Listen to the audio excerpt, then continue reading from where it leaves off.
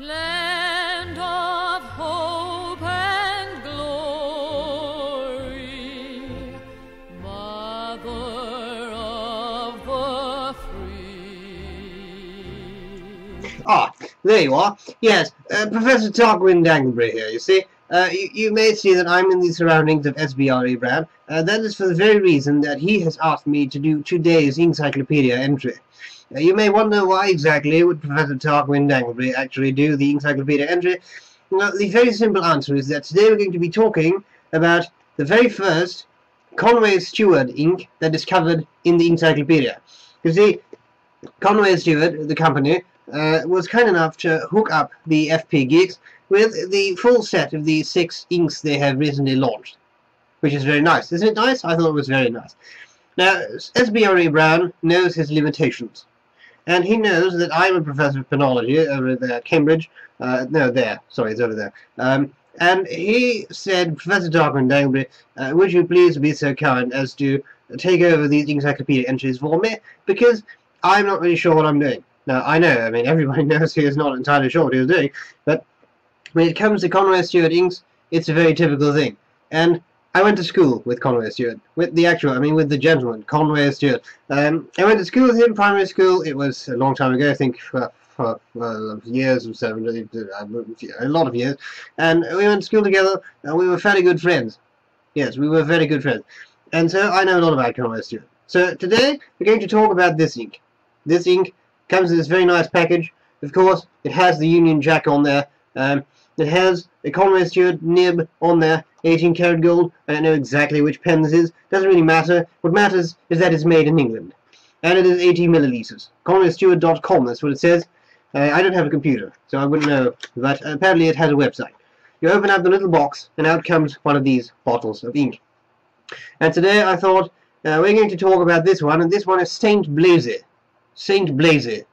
Now, as you know, all of these inks, or maybe you don't know, then I'm going to tell you now, and then you will know, all of these inks are named after something that's important to England, to the UK, you see? Now, St Blazey is, in fact, it's a red ink. Let me start there. It's a very red ink. I'm not sure that I can show you. You'll see that later in the writing sample, of course. No, well, believe me, it is a red ink. You see a little bit in the neck of the bottle right there. Now, St Blazey, why is it called St Blazey? Who is St Blazey? What is St Blazey? Professor Tarquin Danglebury, what is St Blazey? Well, it's a very simple thing. St Blazey is the patron saint of firemen. Yes, St Blazey, you know, blazing. That's actually where the expression "a blazing fire" comes from. St Blazey, please don't set my house on fire. You know, we used to sing that a lot when we were children. So it's the patron saint of firemen all over the world, and therefore it is a very red ink. Awfully well chosen by Conway Stewart, I would say. Very interesting, very nice to see.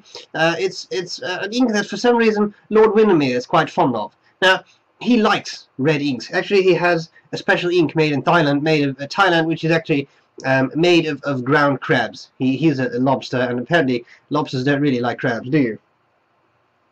No, exactly. That's what I'm talking about. So, yeah, so it's very interesting. Lord Windermere likes it. I may give this bottle to Lord Windermere because he likes red ink so much. And I think that for now, I've been talking for more than enough time. I should just go over to the writing sample. So that's what we're going to do next, all for the FB Geeks. Well, that's all there's to it. So I hope this is going to be useful, and go away. Tally-ho! So, let me see what we're going to do today. Today we're going to have a look at the following ink. Conway Stewart St Blazey. Let us start with some fine writing. St Blazey, St Blazey.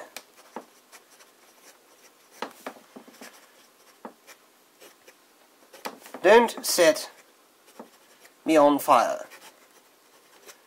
It's a poem I'm quite sure we recited when we were younger. Me and my colleagues there down at Cambridge, and also at West Nibshire. I was born in West Nibshire, and I seem to remember we always used to sing this. St Blazey, don't set me on fire, you see. Blazey, St Blazey.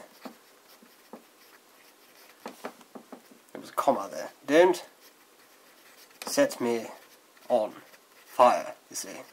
Fire. Alright. Broad. Serious nibbage. I was the coiner of the term serious nibbage, you see. A lot of people seem to think that it was B.R.E. Brown, but it was not at all. It was in fact me, my person, who has developed the term serious nibbage.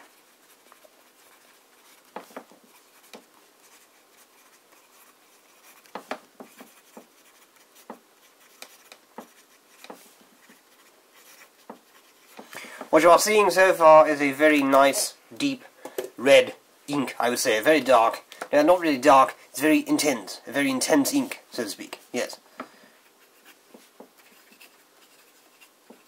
This is an italic nib.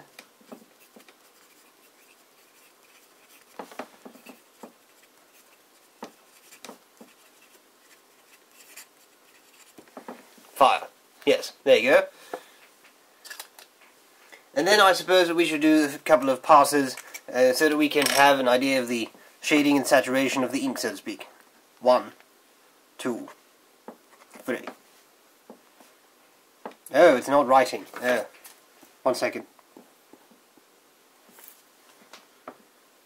That's better.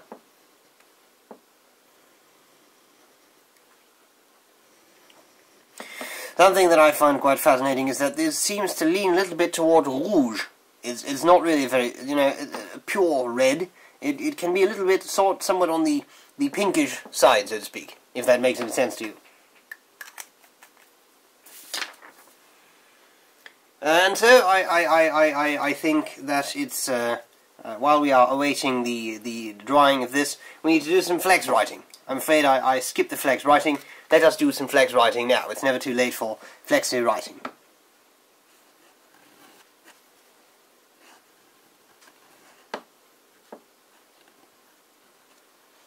I seem to be getting some railroading issues. Let me put some ink into the feed. There we go.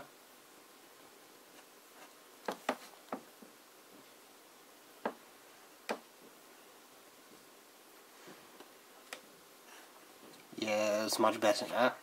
Nice wet ink.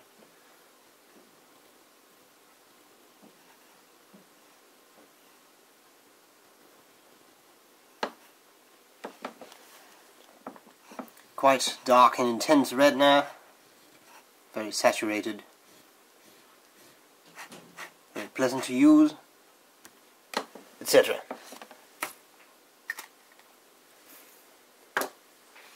Alright, well, I would say that right now we should concern us with some testing. Testing of the ink. And in fact, I got a list of tests that I should run on the ink. The first being something with a knife. The Tardif test or something, I don't know. Not testing. I hate testing. I prefer writing.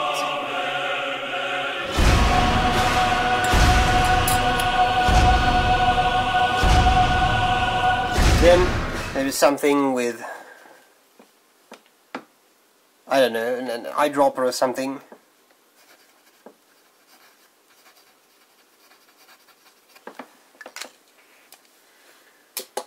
I will leave that to dry for a second. Then we should do something with a brush.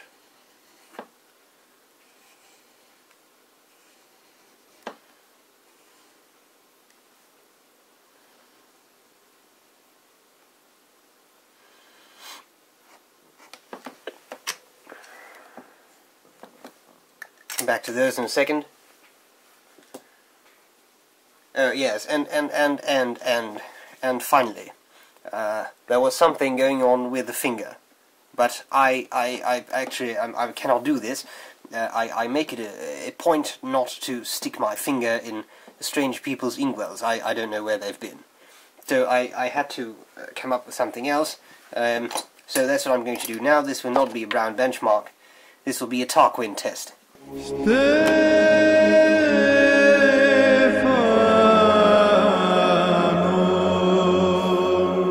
There we go. The Tarquin test. Alright, let us do a second pass.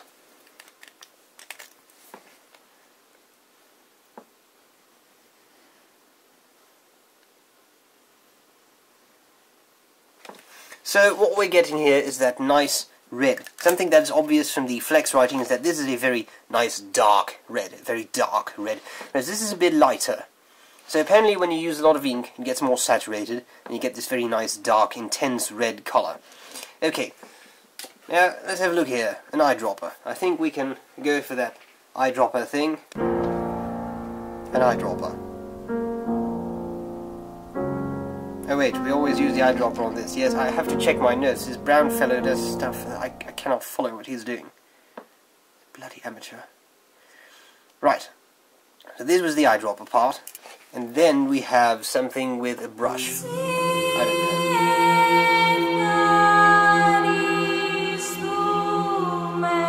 know. Right. Then, I think we should do a third part. Don't you think so? Yes, I do. And while all of that is drying, and all these tests are drying, I think I should start writing up our scorecard. So, without further ado, let's have a look at all of this. We have cleaning.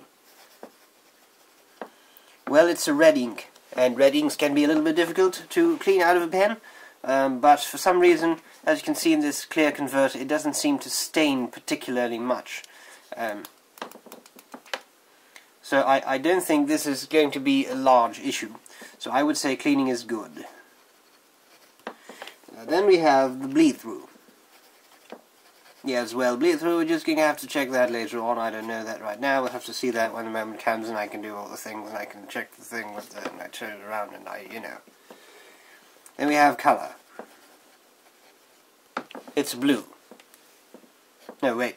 No, it's a red. Shading. Well, what do we think of shading, really? I can't say I see a whole lot, and yet, in this flex writing, there does seem to be a fairly pleasant bit of shading stuff going on. I won't say this is the best shading ink I've ever seen, and then yet it's not entirely terrible either. So, as to shading, I would say it's okay. Then we have flow. Very good. Red inks, in my experience, which is considerable, I can tell you, red inks can be a little bit prone to skipping and hard starting. And with this ink, so far, I'm experiencing none of that, so that's a very good idea. Feathering. We'll have to check that later when we have used some other paper. Drying time.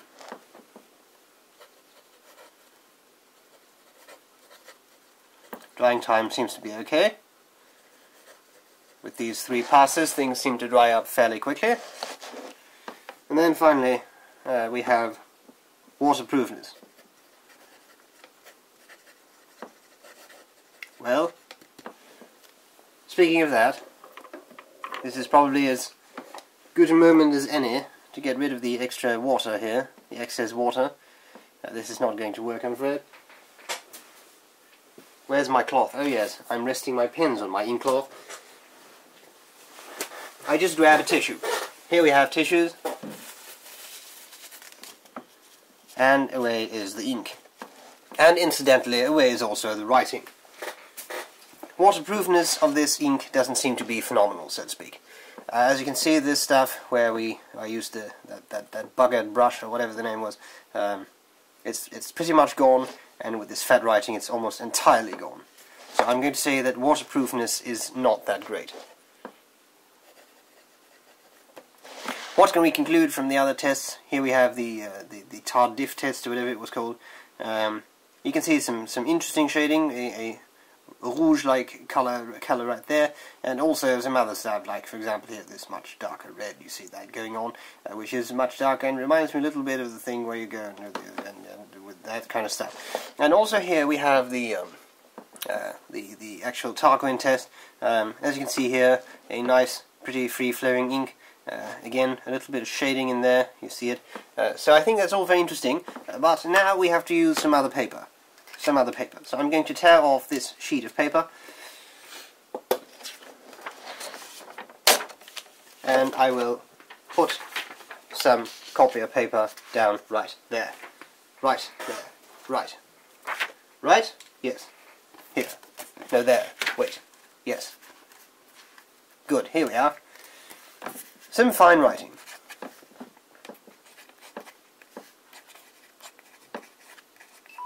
St Blazey in West Nibshire. I was born there, you see. Many people visited, they were all trying to find the house in which I was born. Unfortunately, it burned down. It was an attack by ballpoint users, you see. They didn't really like me being the world's foremost professor of penology, and so they burnt the whole bloody thing down. St Blazey, apparently my prayers to St Blazey didn't actually work. Fortunately, no one was hurt, except from one ballpoint user, but that's not really an issue. Nibshire.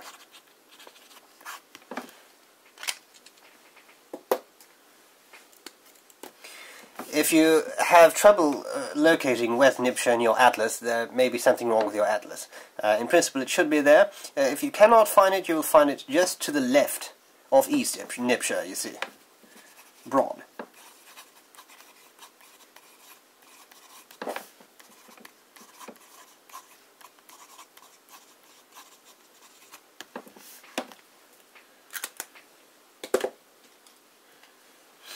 Italic.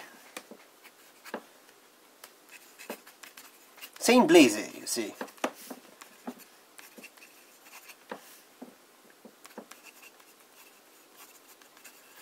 So perhaps it would be good to do a little bit of flex writing.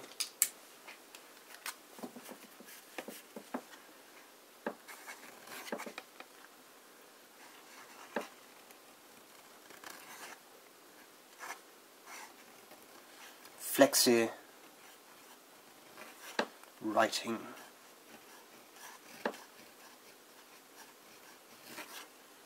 I'm not very good at that, I have to admit. And then finally, one of those big letters once again. Maybe the T for Tarquin.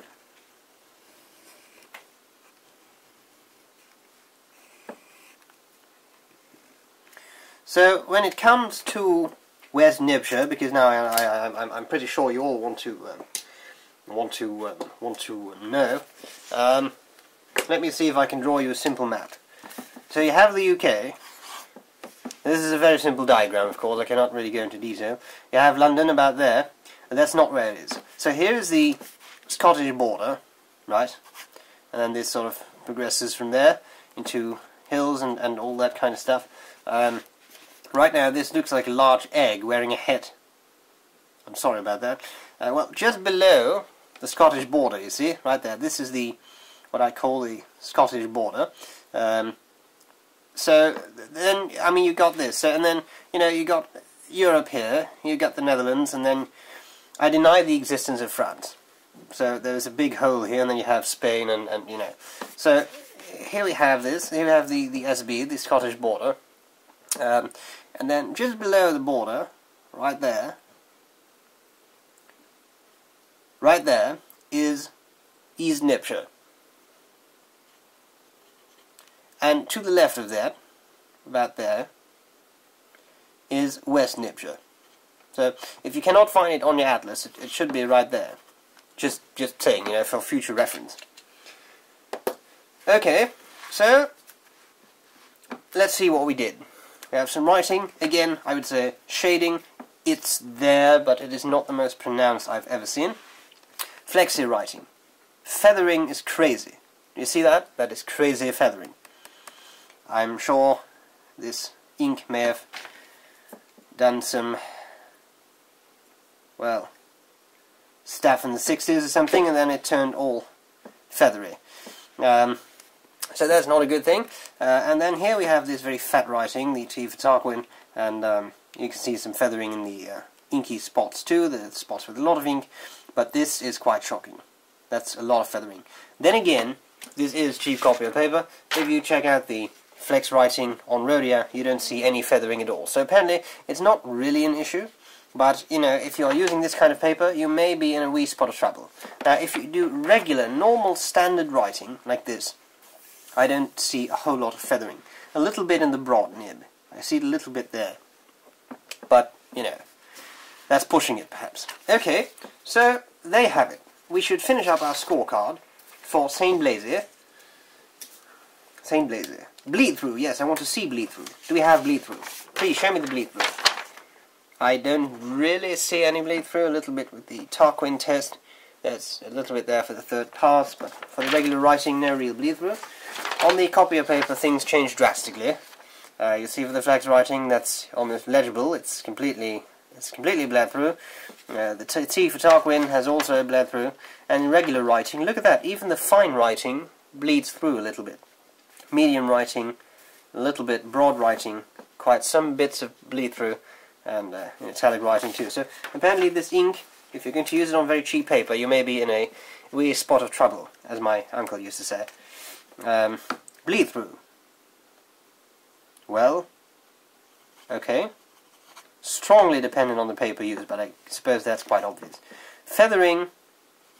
Okay, again, very dependent on the paper used. On Rhodia, no feathering. On copier paper, extreme feathering. So it depends. Finally, I would like to do a small comparison. Here we go. Let me see. So what we have as here is St Blazey. St Blazey. Why doesn't this write?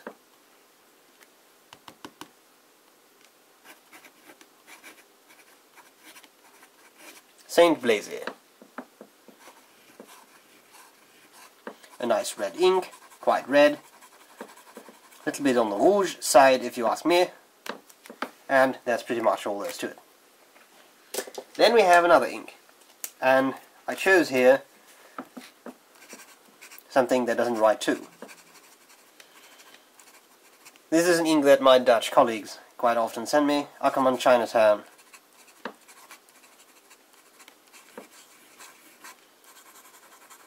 A very nice bright red, and I hope that you can sort of see why I picked this as a completely different ink type thing, like, you know. So, I think there are some commonalities here, except this is a very bright red, this may be a bit darker, and maybe a bit more on the rouge side of things, but in the end I think you get two very nice reds, and I have to say, I have become quite enamored with St Blazey. I'm enjoying it quite a lot. So, there you have it. Conway Stewart, my favourite brand of all time. St Blazey. I enjoyed doing this Inkcyclopedia entry. I'm sorry I was not as fluent as Mr. Brown was, but, you know, I don't get as much practice as he does. Yeah, I'm sure the next one will be a bit more fluid. We have 5 more of these very nice Conway Stewart inks to go. I will see you next week, and for now, I would say, ta-ta!